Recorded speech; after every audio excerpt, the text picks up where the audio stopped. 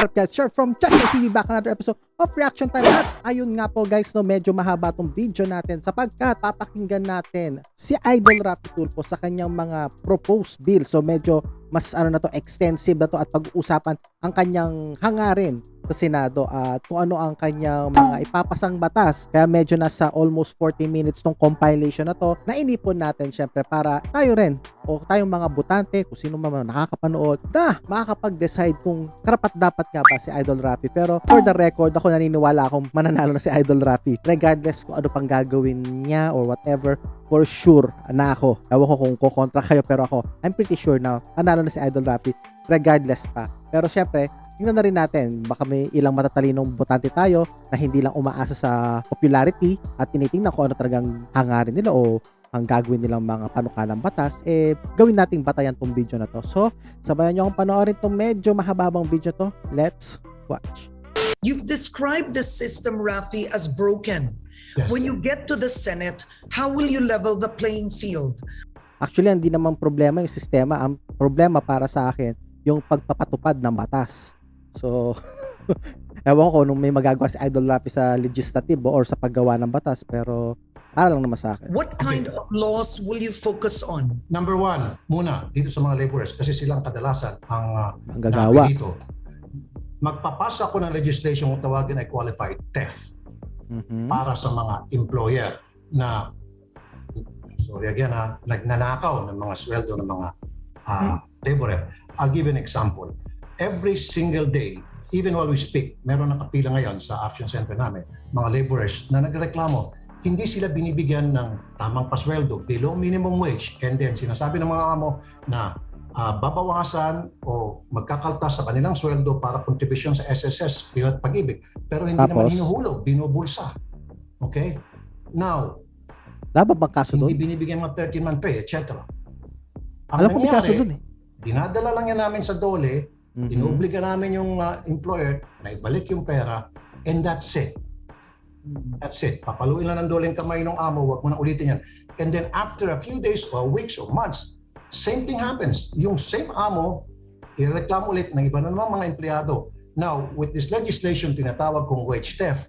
Pag amo ka, ibalik mo yung pera ng ninakawang mong mga empleyado plus meron kang kasong wage theft. At sino maghabol yan? DOLE. So ibig sabihin, hindi ginagawa ng DOLE yung trabaho nila kaya nauulit lang ang nangyayari.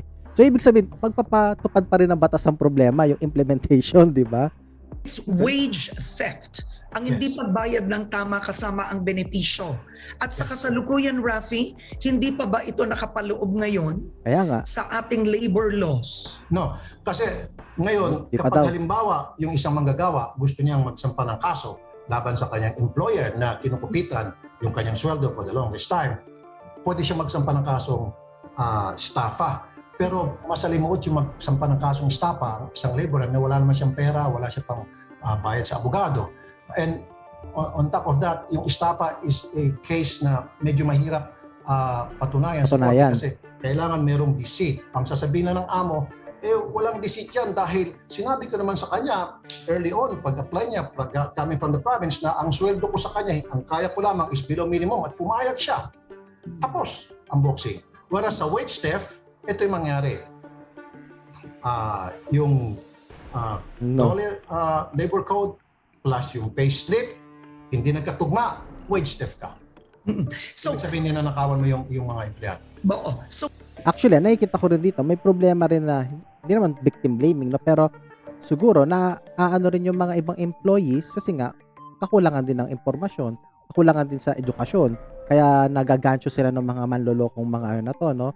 Kaya lalo nang importante yan sa kontrata, kung ano yung mababasa sa kontrata at kung ano maintindihan nyo. Wag lang yung pirma lang ng pirma. Minsan, pirma lang ng pirma, din nyo alam, tihado na pala kayo sa yung kontrata. So, ano rin yan, dapat education din ng empleyado. At kung mababa syempre education na may magsasamantala. Pero hopefully, may ipin nga ang batas dito at ma-implement sana ng tama. So clearly, labor is your advocacy and passion. Would you Passion. want the Committee on Labor in the Senate? Sigurado.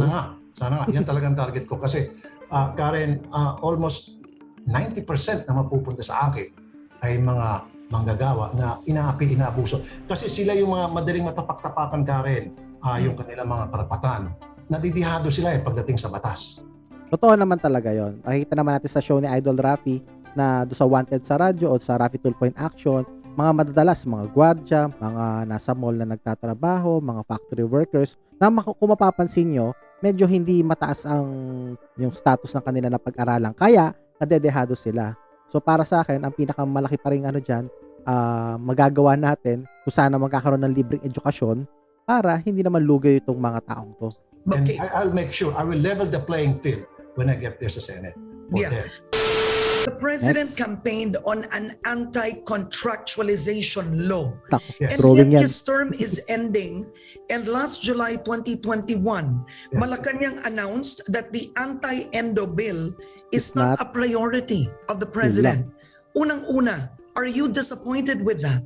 Medyo disappointed ako. Bakit hindi pa rin napipirma niya? Kasi marami na umaasa, katulad ko, every single day, ang nagreklamo sa akin, yung mga laborer na endo at Nahin.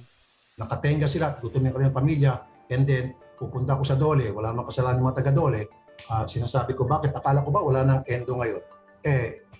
Hindi sila makasagot sa akin. Titingin sila sa bubong or they will stop talking. Then, later on, malaman-laman ko na hindi pa rin pala napipirmahan ni Presidente. I don't know kung ano yung dahilan niya, ba't hindi pa rin niya napipirmahan. Maybe meron mga advisors sa kanya, mga economic advisors na nagsasabi sa kanya hindi dapat pa muna tayo magkaroon ng ganong klaseng batas. Posible. Actually, malalaman mo lang naman yan pag nandun ka na sa pwesto. May kita mo na yung mga pros and cons kung bakit masabi nating hindi napapasa yung batas. So, pag nanalo si Idol Rafi, doon yan malalaman yon. At kung papasa naman yung talaga yung mga batas niya, numbers game ang ang Kongreso at ang Senado. So, we'll see. I don't know.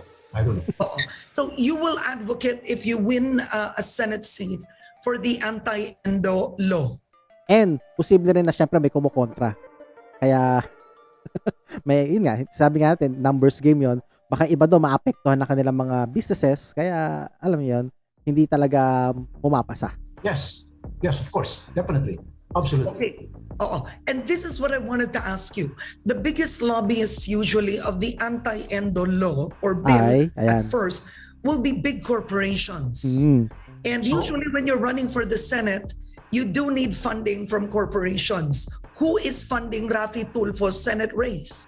Marami sa mga Pinoy hindi alam yan Merong iba dyan na mga politicians, na mga pro-Purkuno, pero makita mo ang dami nilang ads kasi naman pala may bumabackup sa kanilang mga malaking kumpanya. So pagdating sa medyo dehado ang mga big companies katulad ng mga endo na batas ay yun na biglang kabig na ang kanilang bibig dahil nga sponsor nila to or sila yung mga hindi naman endorser pero nag-finance ng kanilang pagtakbo kaya medyo hawak sila sa leeg nitong mga businessman na to. Pero syempre hindi na lang natin alam kung sino-sino yung mga yon pero may mga hinala lang tayo.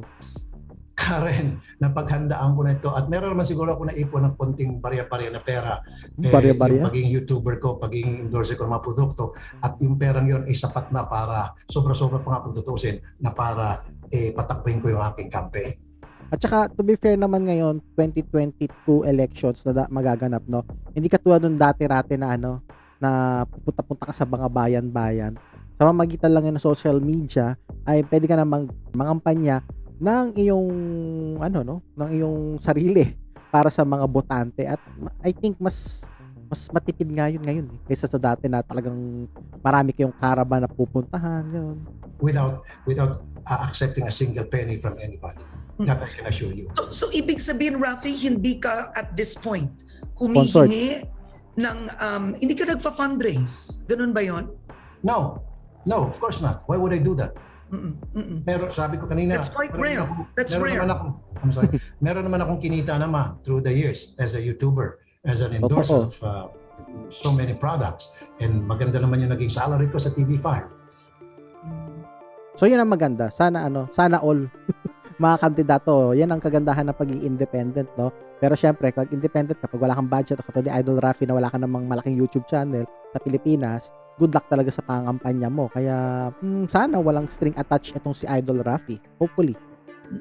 Isa ako sa mga top paid employees ng TV5. So, naipon-ipon ko, then pwede kong gamitin. On top of dun sa ginagawa kong pagtulong sa mga kababayan natin, meron pa rin natitira na para sa kampanya. After the campaign, meron pa rin talagang matitira para sa pang-araw-araw ng pangailangan ng pamilya ko. Would you consider the president's drug war a success or a Nako. failure? Magandang tanong. Definitely a failure. Siya mismo umamin yan. Kasi sinabi niya, in 6 months time, masosolve na niya yung problema sa drugs. Pero hindi nangyari yun. And then, lately, siya mismo umamin na hindi ko pala kaya. Kala ko kaya. In terms of Actually, tataka rin ako kung bakit ilan sa mga details nagagalit kay Raffy Tulfo sa sinabi niyang yan. Pero kasi in reality, yung drug war na yan ay para sa akin, 50-50 yan eh. Baka doon sa isang lugar, sa probinsya nyo o sa isang city nyo, tagumpay kasi nawala yung mga addict, nag-ayos, na-deads. O kaya naman, nagpa-rehab. I don't know, di ba? So, nag-effective. Eh, iba namang pala lugar na ibang probinsya na corrupted na talaga, failure sigurado doon yon. Kasi gagawin lang nila, baka kung sino-sino lang yung patayin nila kunwari, tapos yung mga head, yung mga talagang mastermind at yung mga lords talaga, sabi nga yung mga drug lords, di nila nahuhuli kasi nga, yung mismong lugar corrupted din. So for me, it's a 50-50, depende sa lugar kung saan ka nakatira at kung gaano ka-effective yung drug war. of the drug war, how would you do it differently if it's hoisted on the Senate again? If, let's say, a law has to be passed, this has been a discussion in the Senate for a while. Okay. Yung unang Well, taon. I'll focus on rehabilitation. Maganda nga sana yung tukhang ka rin yung bang katop, hangyo, and then yung mga adik, pupunta sa barangay, magpapalista at sasabihin nila, yes, adik ako, magbabago na ako. Kulang one step further dapat yun. Na Ano pa? identified ng adik na willing ka ba magparehab, mag-open tayo ng mga rehabilitation center, give them another chance. Kasi nga naman Karen, pag nawala na itong mga adik, na rehab na sila, then meron yung tinatawag na law of supply and demand. Wala nang nagdi-demand, then bababa na yung supply hanggang later on, kahit papaano, mabawasan ng malaki ang problema sa atin sa droga. And then plus, Karen, dapat ang tinutugis natin yung mga pating, Lord, yung mga balyena. mga Ang drug nangyari, lord. ang natutugis ng mga pulis, I'm not saying presidente ang tumutugis nito, yung mga pulis natin, ang tinutugis, yung mga pipitsugin. So mapapansin nyo, ang sinasabi ko, katulad ng sinasabi ni Idol Raffy, no, yung execution na naman ang problema, yung pagpapatupad na naman ng batas. So, doon na naman tayo may issue. Okay? Nasaan yung mga big time? Yung mga supplier, yung mga importer, yung mga manufacturer ng droga, where are they? Magaling kasi magtago rin yung mga yan. To be fair sa mga sa mga kapulisan natin. Hindi basta-basta, tsaka minsan na masakit pa, baka politicians din yung may hawak sa mga drugs na yan, kaya napakahirap nilang huliin. What's your stand on the death penalty when it comes to drugs? Well, ganito yung Karen. Dati, ako'y pro death penalty. And then as time goes on at nakikita ko na mayroong problema. Kasi itong death penalty, anti-puri ang Karen eh. Kasi pag mayaman ka, mapera ka, kaya mo mag-hire ng pinakamagaling na mga abogado. And more often than not, you will get away with it. Pag pulubi ka, pobre ka, no Good way. luck. Kahit na walang kasalanan, kulong ka at pag minalas-malas ka, death penalty ka, bitay ka. So ang nabibita lang dito, yung mga mahihirap Users. na walang pambigay ng pera, walang pambayad sa mga abogado at walang panlagay sa mga, sa mga lespo. Actually, ano lang naman yun ang playing field na pwedeng gawin ng mambabatas doon is yung addict, hindi ipapa-death penalty, kundi yung, hindi yung addict kundi yung mga nagsusupply, yung mahuhulian nang talagang sila yung nagmamanufacture o yung gumagawa. Dapat ganun yung batas. Sadly sa atin yata, medyo, sabi nga nila, nagkakaroon ng EGK dahil nga daw sa, deads lang daw, yung mga user at hindi yung mga billion na daw, di umano. Pero nung nakaraang araw, may balita na tungkol dyan, yung mga nahuli nila, nasabat na drugs sa iba't ibang mga probinsya at anyway, very good naman sa ating mga kapulisan. At sana, madispatcha agad yon. Kasi ang problema sa pulis natin, minsan, pagkakuha ng ebidensya, binibenta naman nila ulit. So, sana masira na agad. Pagkakuha ng picture, sira agad ng ng mga produktong yan. A big issue this 2022 is the possibility of a Marcos returning to the presidency. What is your stand on the Marcos wealth, human rights issues against the Marcoses? Will you be speaking about this? Okay. Meron na kasing mga court decision tungkol dyan, Karen. So, kung meron ng court decision, then pabayaan natin yung korte na implement yan. Kung ano pang mga kaso meron pending, then so be it. Kaya natin gumulang yung mga kaso yan sa korte. Very good. Yan ang nagustuhan ko sagot ni Idol Rafi. Hindi katulad ng iba na porket makarinig lang ng Marcos, galit na agad. Hayaan natin yung due process muna na mangibabaw. Ang kapalpakan kasi ng mga yan, no? Ako lang, no, to be honest, ang kapalpakan ng mga taong yan na galit sa mga Marcoses, nung sanang kainit-initan ng panahon ni Cory, sana gumawa sila ng batas na nagbabawas sa mga Marcoses bumalik sa sa pagiging politiko, di ba? Magkaroon sila ng kapangyarihan. Hindi, nayaan lang nilang paunti-unting nag-creep out, di ba? Lumakas sa mga Marcoses. Yan, bumalik sa kanila yung multo ng nakaraan at ngayon, bumabalik nga yung mga Marcoses. Kasalanan din naman nila yan. Tapos di naman na-resolve lahat din yung mga kaso. May ibang kaso na umuusad, meron namang iba, wala na patunayan. So, again, due process talaga kailangan natin dyan bago tayo humatod. But then you also have critics saying that there's an effort for historical revisionism. Do you agree? Ito yung masasabi ko, bakit yung kasalanan ng isang kamag-anak ipinapasa sa isang kamag-anak? Parang ang layo na Because I sagot. myself been a victim of that. Ayun, sa historical revisionism na tinatawag nila, ang sagot ni Idol Rafi medyo parang medyo off, malayo, no? Pero ang ano lang naman dyan, pag may nakita kayong ginagawa ng pagbabago sa history, pwede naman sigurong kasuhan. Pwede nyo kayong maghabol. Pwede yung patapunan ng mga fact checks, diba? At siguraduhin nyo yung mga fact checks na yan ay totoo. Kasi merong iba dyan, nagpa-fact check, may bias. So, doon tayo kumontra pag may nagaganap na. Or kung sinabi niyang opinion niya lang naman niya yun, katulad nung kay Bongbong, may opinion siya sinasabi, opinion niya yun. Pero pag in-insist niya na ito yung katotohanan, ibang usapan naman yun kung i-insist niya at yun yung gagawin niyang talagang truth of Bible na tinatawag nga nila, no? Anyway, balik tayo. Ipinapasa sa isang kamag-anak. Because I myself been a victim of that. Na just because nagkaroon ng issue mga kapatid ko, nakapilido ko, pati ako nadadamay. Dapat hindi ganun tayo mag-isip mga Pilipino. Give the other relative na wala namang kinalaman doon sa kaso a chance na para Boss Ben mag-prove ba yung yan? sarili niya. So what you're saying in effect is don't charge the father's sins to Senator Bongbong. Yes. Precisely. Okay. You Totoo do have naman yun. some groups saying he should apologize. Like Senator Manny Pacquiao, he said he should apologize and kung ano mang ninakaw ay isaole. Quote yun hindi ko to, I'm not revising the quote. Do you agree with that, Senator? Well, that's his opinion. Natawag kitang Senator Rafi. Do you agree with that, Rafi? I'm not a senator yet. Yeah. No. May kanya-kanya tayong opinion, Karen. Maging siguro ikaw. At ako rin may opinion. So, this time, hindi magkatugma opinion namin ni Senator Manny Pacquiao. Although, guest candidate niya ako. Para sa akin kasi, tulad ng sabi ko, kasalanan ng tatay. Bakit maging kasalanan ng anak? Why would he apologize for something that he didn't do? Nang may kagagawan ay tatay niya. Para sa akin yan, opinion ko yan. Kasi nga sabi ko sa'yo, nangyari na yan sa akin yan ilang beses na may mga issue ang mga kapatid ko, iba't ibang mga kapatid ko. And yet, Sa kanya na tinuturo pupukol. sa akin na kasabot ako. At sinasabihan din ako na mag-sorry ka, mag-isolate nyo yan, etc. etc. So sinasabi ko, why? Anong kinalaman ko dyan? Ba't ako mag-sorry? At ba't ko i-sorry yung mga kung ano ng mga issue tungkol sa mga kapatid ko? I don't have anything to do with it. But what about a recognition? You do have groups wanting the former senator recognize. to at least recognize. Well, it's up to him. Nasa kanya yun. Hindi ko siya pwedeng diktahan, Karen. Because pareho kaming kandidato din. So, bakit ko siya didiktahan na sabihin sa kanya kung anong dapat niyang gawin? It's unfair. And, ang masasabi lang naman natin doon, kung ayaw niyang i-acknowledge man lang, kung para sa tingin nyo, makaka-apekto sa inyong pagboto kay Bongbong yun, huwag niyo siya iboto kung ayaw niyo mag-apologize. Ganun lang naman kasimple yun Kung ayaw niyang, alam niyo yun, tanggapin na may gato nangyari dahil ibang opinion niya at iba ang kanyang stand dahil syempre, pamilya niya yon at tatay niya yung pinag-uusapan, bahala siya. Diba? Huwag niyo nang pilitin yung isang tao na ayaw na mag-apologize. Ngayon, kung sa tingin niyo, pangit yung ganong karakter, huwag niyo iboto. Simple. Maraming popular na nanalo pagdating sa Senado, palaging absent. Tamad matuto. Pacquiao ba yun? Naging katatawanan na sila doon.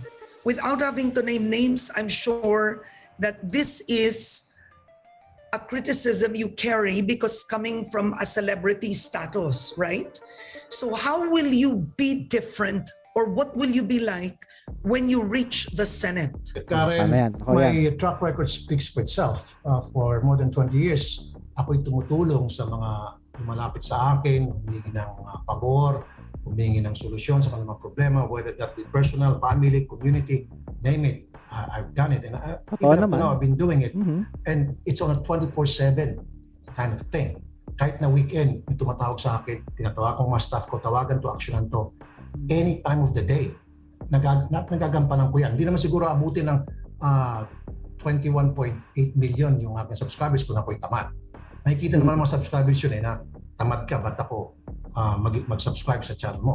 Nakita nila kasi talaga kapag ako'y nagsalita, kapag ako'y umaksyon, todo-todo, no holds barred. Kaya nga yan sinasabi mo, maraming galing sa akin. Dahil ibang klase pag ako umaksyon, I make sure na kapag lumapit sa akin ng isang nating kababayan, hindi yan uwi ng luhaan. Okay, so Whatever it takes. si Raffy Tulfo kapag nanalo, hindi to palaging absent sa Senado. Alam mo, may mga kasamahan ka doon na palaging absent. Well, sorry Karen, sila yon. I don't know. Siguro, maybe meron silang dahilan kung ba't sila nag-absent. But for me, there is no reason. Wala ako ibibigay na dahilan kung bakit ako mag-absent.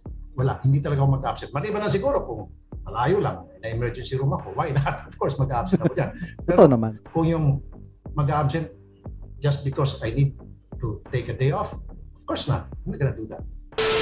And to be fair naman kay Idol Raffy, majority naman pag pinanood mo siya, lagi naman siya nandoon. Except na kung may mga medical, katulad sa ngipin niya, yung pinaayos niya, mga 1 linggo rin siya nawala yata noon or 2 weeks. Which is valid naman. So I think hindi naman pala absent yan. The question is, paano niya gagawin yung mga paggawa ng batas? Dahil wala naman siyang experience doon, di ba? Meron siya experience sa problema ng mga tao. Pero yung pag-craft mismo ng batas, paano niya gagawin? So mamaya, marinig natin yung sagot niya dyan. Are you preparing yourself in terms of lawmaking? Ayan. Of course, maraming naging senador coming from broadcast. Loren Legarda is one of them. Kabayan Noli de Castro, also broadcasters like yourself. Nag-aaral ka ba't naghahanda sa paggawa ng batas, Raffy? Yes. Ganito yung the beauty about sorry to say again, I apologize kasi baka sabihin nagmamebang tayo about me is marami akong alam tungkol sa mga problema ng mga Pilipino. Nakakausap ko sila Agree? face to face. First hand, nakikita ko yung problema nila na pakikinggan ko at nabibigyan kong solusyon. So, hindi ko na kailangan pa ng mga researcher kung tutuusin na para alamin kung ano bang problema dyan sa Quezon City, ano bang problema doon sa Mindanao, ano bang problema sa Hulo. Alam ko na kung ano bang problema ng mga kababayan natin doon. Ako na mismo ang gagawa ng batas tungkol dyan. Of course, siyempre, I'll hire the best of the best ng mga lawyers para i-craft yung batas na yon para maging panukala. No, Attorney Libayan, willing ka? Sali ka sa team ni Idol Raffy. Oo. So kumbaga, you'll be hiring, you'll be putting together a strong team. That's what you're saying. Yes. Creme de la creme. The Creme best de la ever. creme. O, creme de la creme. Ayan, hindi nakakaintindi. Ayan ang meaning niya. Ayan. Kumbaga, ang pinakamadaling sabi ay primera klase. Kumbaga. Okay. You also said that you would prioritize on the Magna Carta for the media. Ano yan? Yes. What is vital about that? Okay. Sa ngayon kasi, yan ipinail na ni Congressman Nina Taduran ng Axios. Yes. Okay, at yan ay susuportahan ko. Of course, yung bang proteksyon sa media, lalo na tayo sa media, Karen, pag merong galit sa atin, nandan yung binabantaan tayo, hinaharas tayo, then kailangan mabigyan ng proteksyon. Kung kinakailangan, agad-agad, mabigyan ng PTC, yung para Firearms? makapag-carry ng firearm outside of their residence. Na nangyari sa akin yan noon before na nahihirapan ako kumuha. Kahit na nagpapakita na ako ng ebidensya na ito, ang dami kong death threat, ito may mga text messages, may mga recorded na mga phone calls na talaga minumura ko, binabantaan. Hirap na hirap pa rin akong makakuha. So, with the Magna Carta, kapag napatunayan talaga na meron kang death threat, meron kang harassment, bigyan agad ng baril, ng lisensyadong baril. I-train. Ang media, gusto mo payagan. Payagan. As long as May threat. meron talagang klarong ebidensya na siya ay nakakatanggap ng harassment at death threat. And of course, dapat mag-undergo siya ng training how to handle firearms properly. Okay, is that the solution you feel? Pati rin si Karen Davila, parang pati rin siya napaisip na yun ba talaga ang solusyon? Pagdala ng baril, di ba?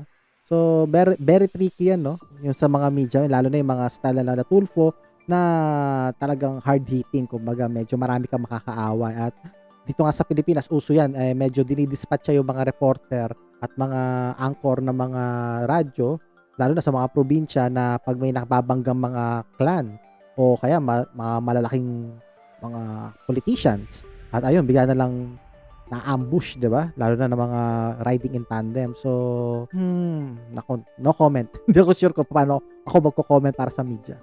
I mean, to arm, okay, go ahead. To arm media personnel. No, not only that. Yung bukod sa to arm the media, yung harassment din kasi, Karen, madalas tayo, nagkakaroon tayo ng mga... So, pag nahaharas, bigyan ng baril. Ganun ba yun? Dinagustuhan, mga tao, yung mga pinagsasabi natin, yung mga ginagawa natin, naharas tayo.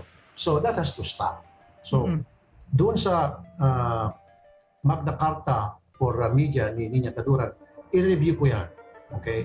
And then, susuportahan ko yan. Kung merong kulang dyan, then dadagdagan natin. So, di pa sumusulong? Palawak yung magiging proteksyon sa mga taga-media. What would you do for OFWs, Rafi? Yan nga kasi, Karen, ito certified as urgent ang Pangulo.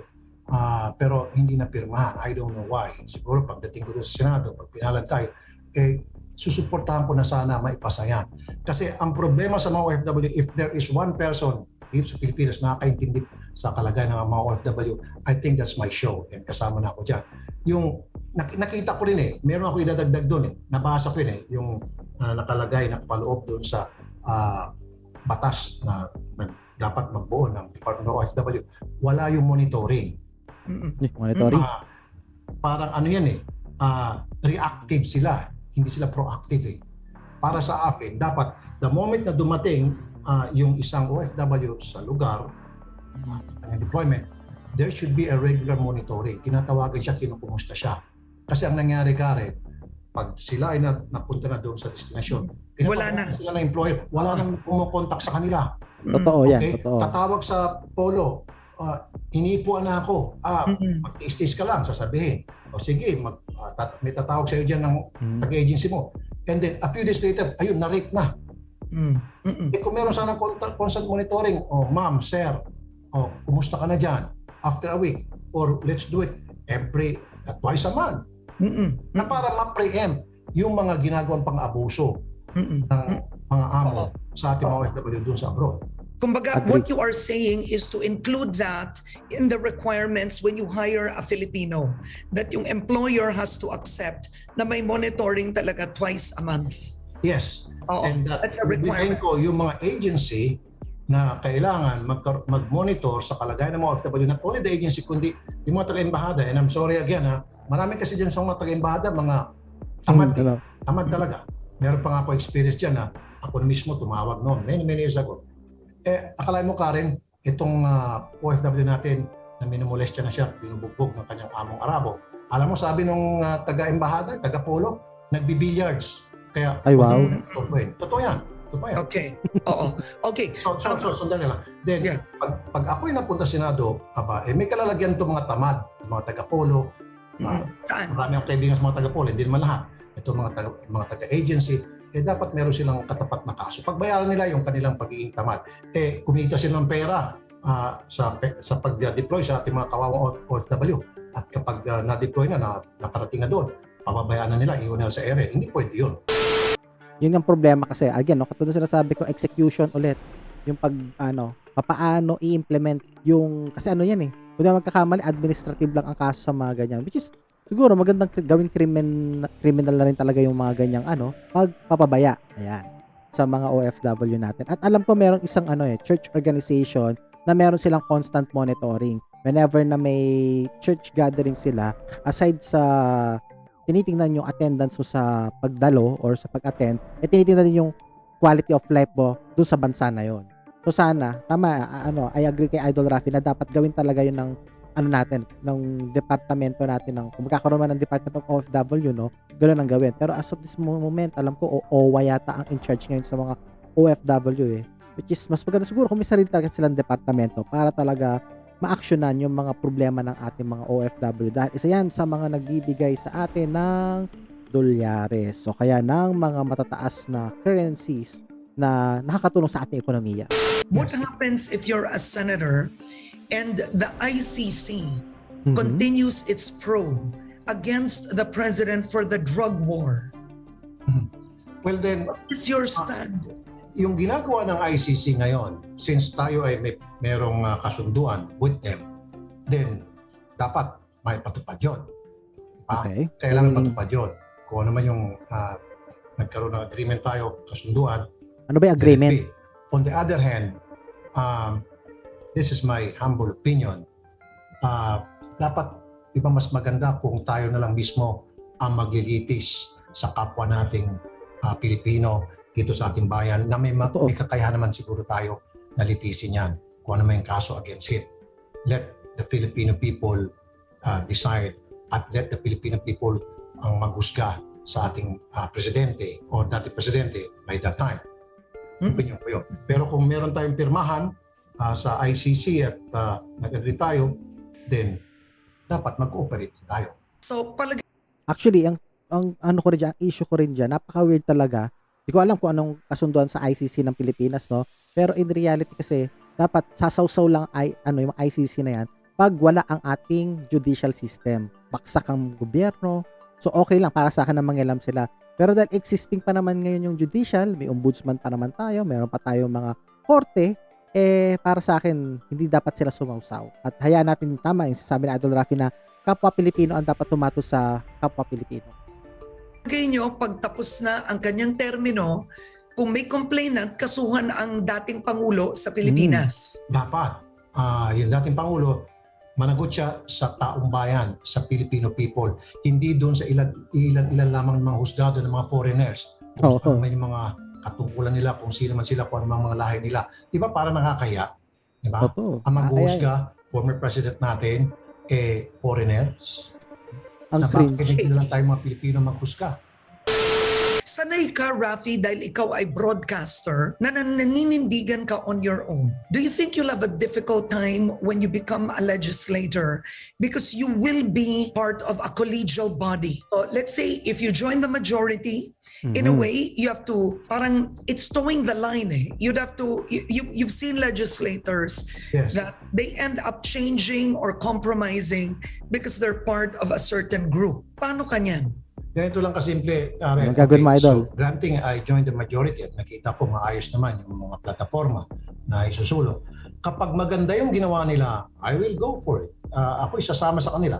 Okay, sama ko ng POSAM dyan. Sabi pa nila, sama ko ng 10. Pero kapag nakita ko na mali yung mga patakaran nila, Abstain. then atras ako, mag-abstain ako. I'm not gonna support it. Another question here from the viewer. Can you ask Rafi about the West Philippine Sea? Tama ba daw ang ginagawa ng Pangulo pagdating sa West Philippine Sea? Napanalo natin yun, Karen. Dapat talaga ipagpatuloy natin, ipaglaban natin ating panalo. On the other hand, meron naman punto ang ating Pangulo dahil sinabi niya, what's next? Wala naman kasi police power.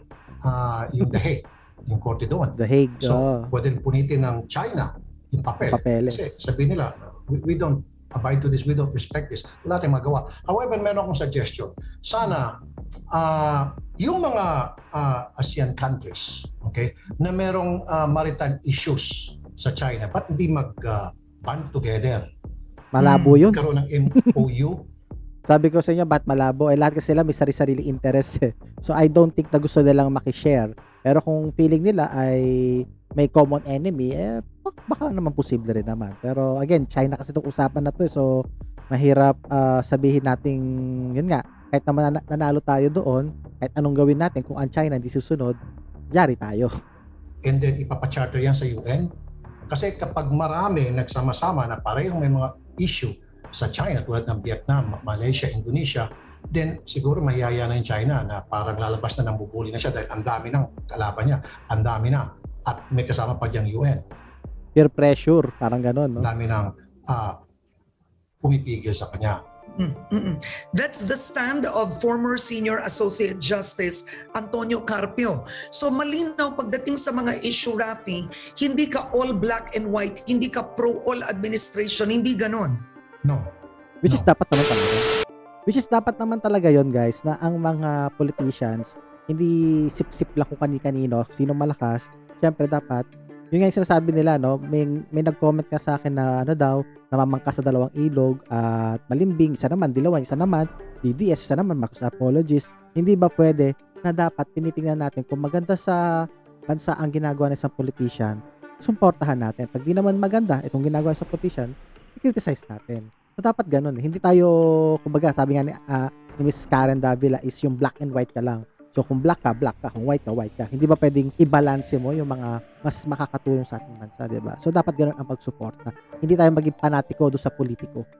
Idol Raffy, sinasabi po dito sa mga balita na gusto nyo dalhin yung ginagawa ninyo sa Idol in Action, pati na rin sa inyong programa sa radyo, yung brand Tulfo? of justice Tulfo sa Justice? Tulfo program. Sa mga hindi po nakakasubaybay ng programa ninyo, hypothetical question just in case manalo po kayo sa pagka-senador, paano po ninyo gagawing strength yung programa na hawak ninyo na alam naman nating malakas na, paano nyo yung dadalhin sa Senado?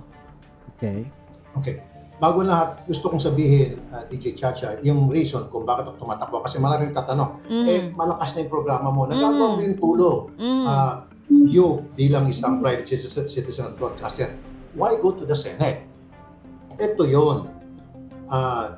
DJ Bakit nga ba? Chacha, every day, sa programa ko, sa Wanted sa Radyo, maging sa Idol in Action, lumalapit sa ating mga manggagawa na inapi ng kanilang mga amo, dinudugasan, kinukupitan, and then kanilang benefits, etc.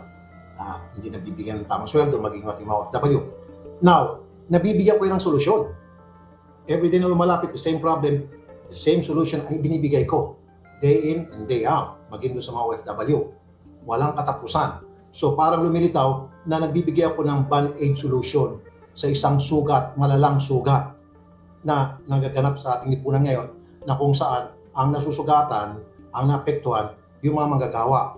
So, limitado yung akin na ibibigay na tulong dito sa mga manggagawa. Kaya sabi ko, band-aid solution lamang. So, I would like to break that cycle na puro band-aid na lang ang ginagawa kong solusyon sa isang malalang sugat. So, why not major surgery? Wow. Okay? What is that major surgery? Ano yan? So, yung gagawa kong legislation na para matumbok talaga yung cause of the problem. Ano mo At yung cause of the problem? operahan ko at yung na-opera ko, meaning yung sakit doon at kasama dyan, yung mga amo na may kagagawa na pagpapahirap sa mga gagawa, yun yung kakasuhan at makukulong. In that way, matitigil na itong paulit-ulit na cycle na lamang na pang-api sa ating mga manggagawa. Actually, mas maganda yung sagot niya doon kay Karen Davila, no? Na mas precise yung kanyang pinunto. Dito kasi medyo generic lang yung sinabi niya, no? So, dapat sa mga politicians, mas mas magbigay kayo ng diin kung ano talaga yung topic nyo. Ito yung binigay na example niya, yung ooperahan daw niya, napaka-generic. Unlike do sa ANC na interview niya, mas precise yung tinutumbok niyang problema kunwari sa OFW, sa mga manggagawa, mas maganda yung sagot niya doon. Dito medyo hindi maganda at sana ma-improve niya pa yon. Kasi yung pinaka-latest yung ANC, so in fairness doon kay Idol Raffy, na niya doon, natumbok niya. Unlike dito sa interview niya kay DJ Chacha, hindi niya masyado natumbok. Ang sitwasyon lang ho naman kasi sa lehislatura is that you are one of the 24, no? One of the 24. Laging collective decision yan and action. Yung binabanggit mo na mga major, no, na reforma sa usaping batas paggawa, isa ka lang kung sakasakali, buo na ba ang loob mo dito sa papasukin mo? Kasi paano kung iyan ang iyong prinsipyo, may kontra doon sa loob? Correct. Tama ka dyan. Expected ko na yan. Nakita ko na yan. Ngayon, pag nagpasa ako ng legislation na patungkol sa mga manggagawa, dito ngayon papasok yung 21 point something million na followers ko. Sasabihin ko sa aking mga followers, subscribers, na ito yung ginawa ko, ito yung bala ko para sa inyo. Now, kapag inipit yan, hindi pinasa, then let these subscribers and let the nation and the people know Peer na pressure. bakit ito hinaharang. Then pagdating sa susunod na eleksyon, alam nila ang gagawin. Sino mga humaharang? Sino mga senador na ayaw botohin itong napakagandang legislation na para sa kanilang kapakanan? Then pagpabayaran nila yan sa susunod na eleksyon sa mga voters. Actually, ginawa na ni Madam Miriam, no? However, hindi nga lang siya into technology.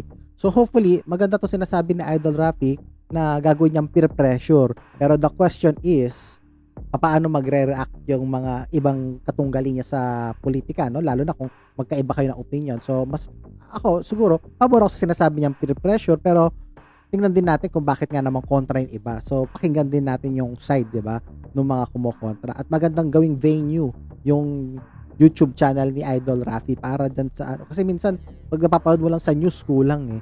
So, mas maganda kung mapapanood mo yung buong diskusyonan eh. Though meron naman tayo mga channels ng mga Congress, ano natin, yung ating Congress of the Philippines, saka yung Senate of the Philippines, meron mga YouTube channel yan na pinapalabas, pero sobrang haba, guys. So, maganda kung masasummarize na maayos.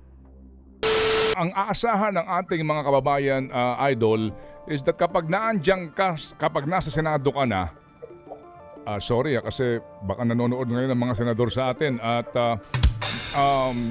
ikaw ang magsisiwalat kung sakasakali may mga balakid sa magagandang panukala mo o adhikain sa iyong paghahain nito, kung may mga balakid, you're gonna expose them?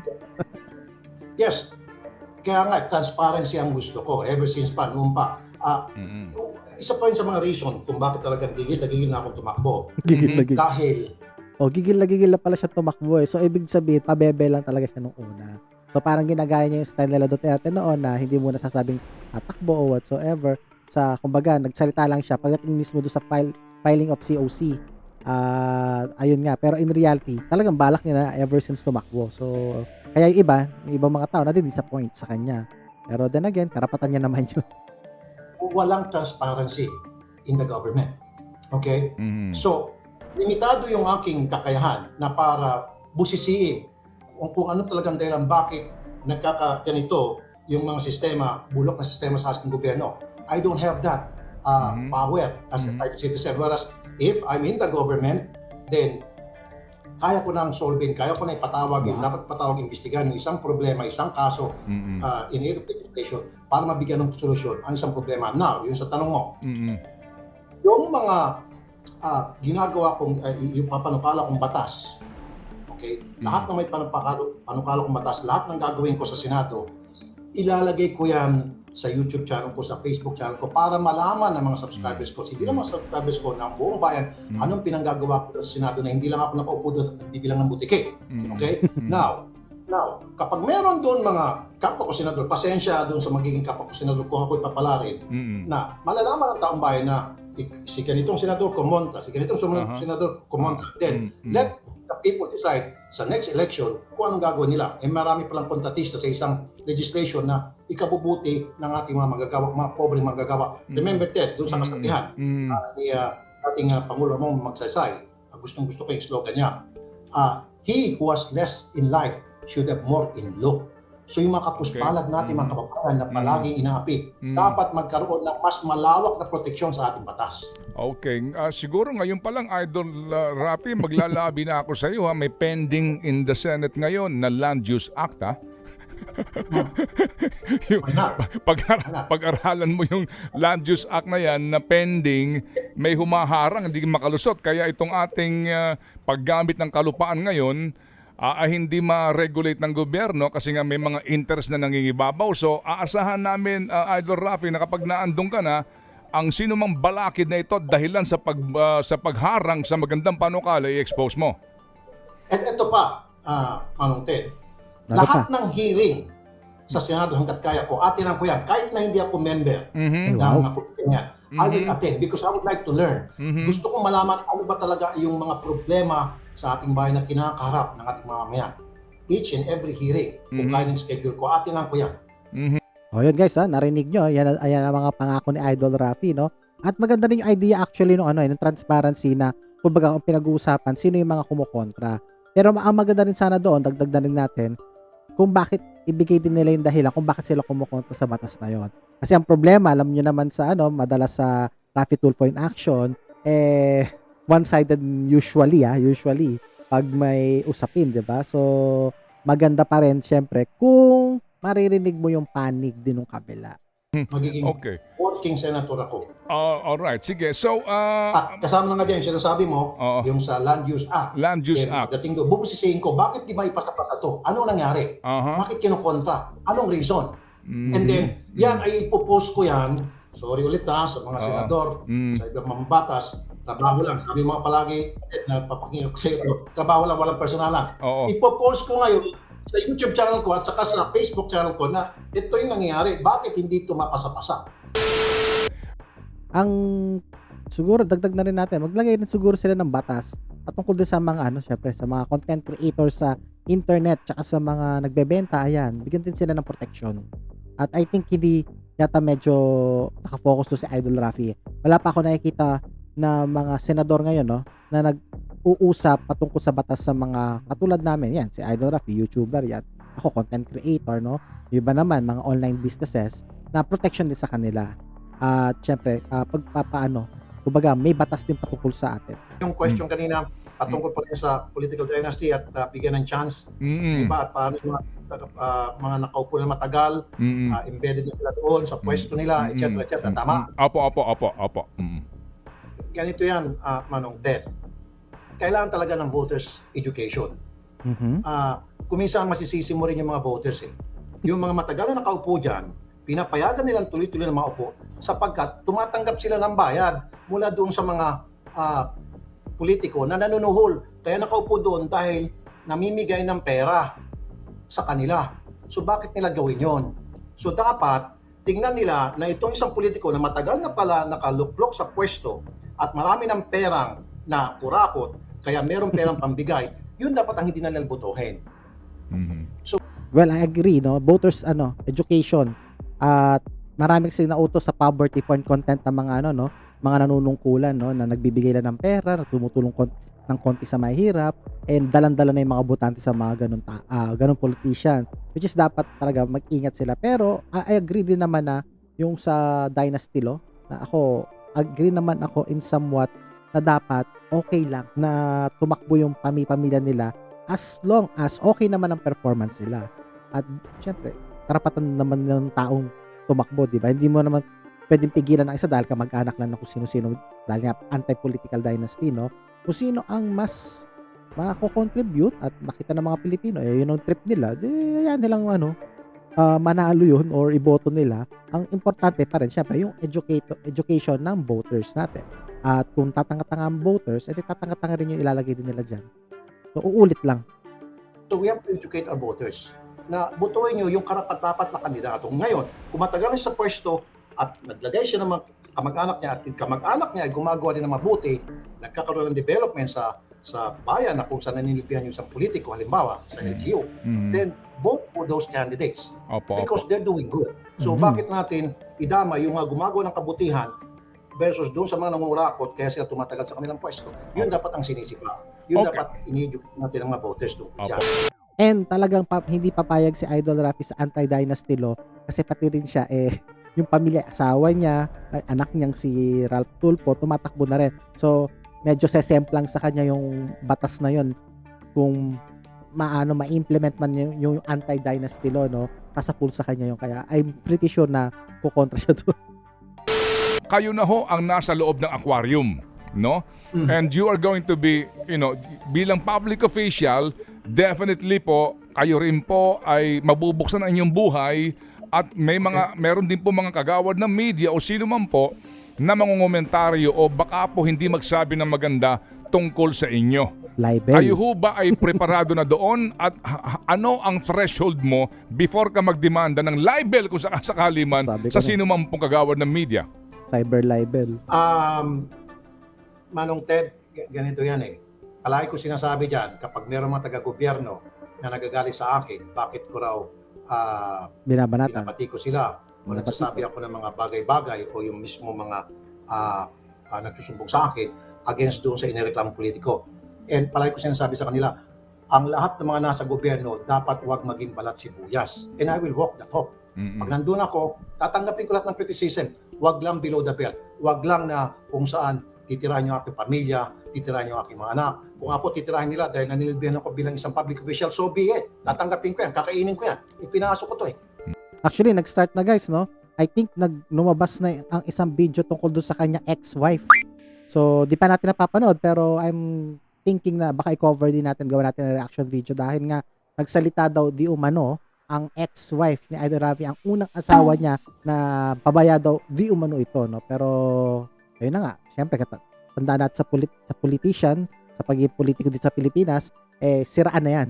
So ayan na, nagsisimula na kay Idol Rafi yung pamemersonal. So di ko lang alam kung idedemanda niya yung magre-report doon o hindi. I don't know. Di ba? Panindigan ko. Opo. Hindi ako maging sensitibo, hindi ako maging balat sibuyas. As long as wag lang idama yung aking pamilya, as long as wag lang below the belt. Pag sobra na, alam naman natin kung hanggang may hangganan then that's the time na pwede siguro ako mag-file ng kaso dahil karapatan ko yung mag-file ng kaso. Yes, Idol Rafi, nako, isa rin sa mga katanungan ng inyong mga fans, kapag kayo po ay naluklok sa pwesto bilang isang senador, tuluyan nyo na daw po bang iiwan ang inyong pong programa sa Yun radyo lang. at sa TV? Yung wanted sa radyo. No.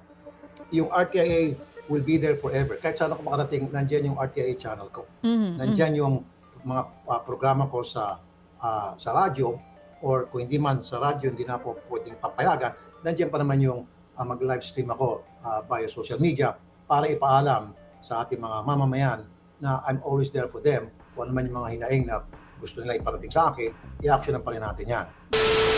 Idol, ano daw po ang stand ninyo sa online gambling at sa e-sabong?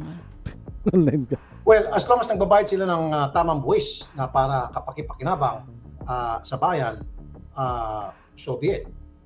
At nasa mga tao naman yan kung sila ay magtaya o hindi. Basta license yung kanilang ini-engage na kung ano man yung sugal na yon, kailangan may lisensya at kailangan magbabayad sila ng tamang buwis. Paano yung Axie Infinity, Idol Rafi? Ito po, sa last time na nagsabi po kayo ng inyong opinion tungkol dito, medyo may ilang mga hindi nakaintindi po yata doon sa gusto ninyong iparating din sa taong bayan. Sa issue ABS-CBN po ba ng ABS-CBN, ano po ang opinion nyo tungkol dyan? Alam mo naman, DJ Chacha, 20 years tayong, mahigit 20 years tayong broadcaster. Of course, sinusuportahan ko yung tinatawag natin na malayang pamamahayag. Okay? Now, kung meron mang utang ang ABS-CBN, na yun ang sinasabi nila noon, then bayaran dapat ng ABS-CBN yung kanilang utang. Now, kung nabayaran na yung utang, please naman, payagan naman natin silang magbukas. At alam niyo naman, DJ Chacha, noong pa man, ako ay takbuhan ng mga taong nawalan ng trabaho, humingi ng tulong, humingi ng ayuda. Kawawa itong 10,000 mga empleyadong mahigit na nawalan ng trabaho. I'm sure marami sila sa kanila ay nagpapagatas. Marami sa kanila tumutulong sa mga magulang may sakit, nagpapakimotherapy. Marami silang mga anak, marami sa kanila may mga anak na pinapaaral. Paano na ngayon itong mga responsibilidad na ibinibigyan nila sa mga kamag-anak nila because of their income, sweldo galing sa ABS-CBN, nawala yun. Actually, ang comment na lang natin dyan, I think 1 year na nakalipas. So, kung sino man yung mga nawala ng trabaho, I do think na for 1 year ay nakahanap for sure yung mga yan. Lalo na nasa media sila at may credentials sa sila, galing pa sila sa ABS-CBN. I think may trabaho na siguro sila. So, I think late na rin tong question ni Idol Rafi kung ibabalik man yung ABS-CBN pa dahil nga nasa Congress kasi yun, wala naman sa Senado yun eh. Hawak lang ng Congress yan at yun ang batas natin. Nasaan na sila? Kawawa sila. Yun lang yun. Ang So, part... sana sa susunod na kongreso at miyembro ako dyan, boboto ako na bigyan ng pagkakataon na magbukas yung mabigyan ng prangkisa ang ABS-CBN. Pero dapat masusing pag-iimbestiga. Kung may mga utang, bayaran yung mga utang. Okay? Bayaran ng mga pag-iis din, buksan. Idol Rafi, sa tingin niyo po ba ay dapat nang baguhin ang party list law dito po sa Pilipinas? Party list? Well, nasa ano na yan? Nasa taong bayan na yan. Kung sila ay papayag na nandiyan yung party list. Taong bayan? Nakikita ko dahil Silang gagawa ng batas niyan. merong ACT-CIS na tinatawag na kung saan alam naman natin lahat, nandiyan yung wife ko. And my wife is doing good naman. Marami naman siya nagagawa. So, pro siya, syempre. Bilang isa sa mga nominee ng ACT-CIS. So, I don't see any wrong with that party list system. Kaya lang, ang nangyari kasi, DJ Chacha, marami ang nang-abuso. Magtatayo silang kung ano ng klaseng party list na hindi naman nila alam talaga kung anong kanilang advokasya. Basta't lamang magkaroon lang ng pwesto sa gobyerno. Actually, ang issue diyan yung yung COMELEC.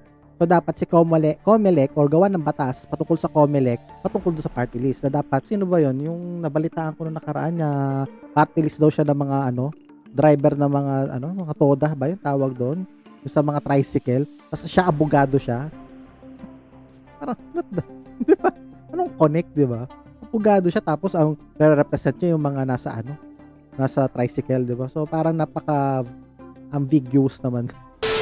Tanong natin is that, kayo ho ba ay magiging transparent kung magkano ang kita ng isang senador maliban sa kanyang actual na sweldo, hango po sa ating batas at yung kanyang mga tinatanggap na allowance per committee sa lahat po ng mga kinikita ng mga senador?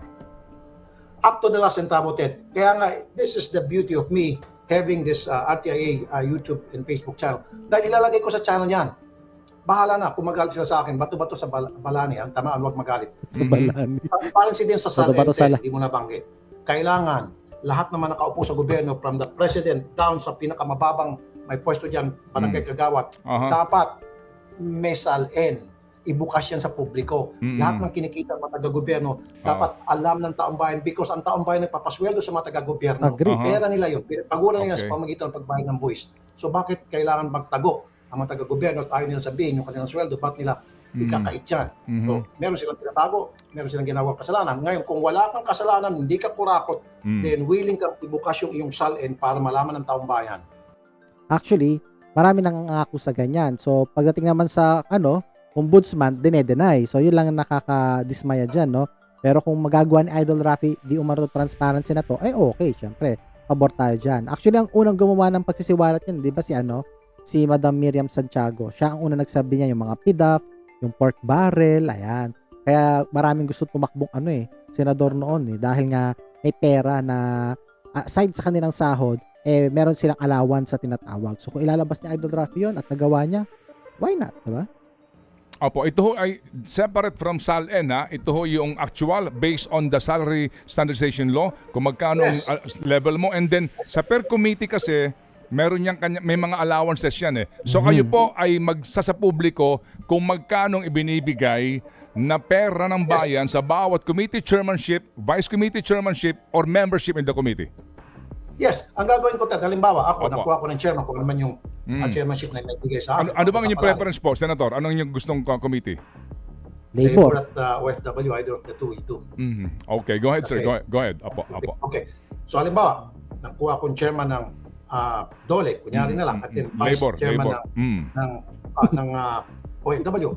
So ilalagay ko, ipopost ko yan sa YouTube channel ko at saka sa Facebook channel ko kung magkano yung allowance na tatanggap ko, kung magkano yung mga overtime, kung meron mga overtime, kung magkano pera up to the last centavo ang tinatanggap ko as a result, me being chairman or vice chairman of both. Okay, sige po. So, ngayon pa lang po, ipapa-save na ho namin ang interview ito.